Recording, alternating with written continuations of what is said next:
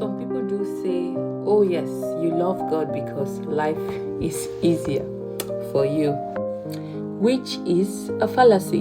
No human is exempted from the trials of life. It depends on how you acknowledge God in your situation, whether good or bad. Right, it's story time. We all know the story about the rich man and Lazarus. There's two situations here. The rich man and Lazarus. The rich man in a comfort zone and Lazarus in torture and chaos, going through tribulation. Now the rich man, instead of using his riches to glorify God through the art of service, the art of helping one another, because when he loves God, you obey his commandments. And one of God's commandments is love one another. And at that service, you are able to help one another, but the rich man didn't. He was self-consumed, he was selfish, he's eager to have more. And that is what happens in this society. There is no satisfaction, there is no contentment. Everyone forgets the root where we're from, which is in God. That is why God says, seek my kingdom and every other thing will be added. Now the rich man chose the wrong path.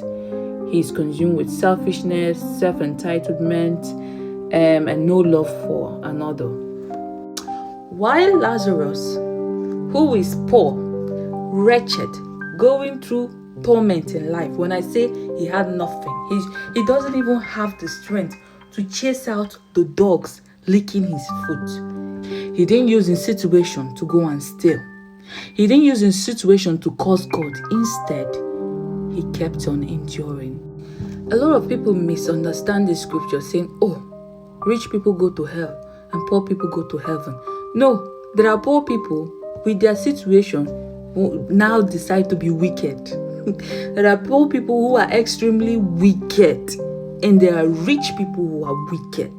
There are poor people who are kind, and there are rich people who are kind.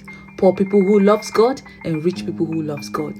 It depends on how you perceive your situation to glorify God. Exactly.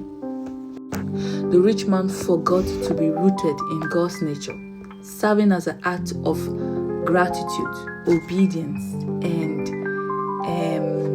worship. We can also refer to Genesis, the story of Cain and Abel. Abel gave with sincerity. He gave with faith. He gave the best offering. And God, who knows the heart, accepted.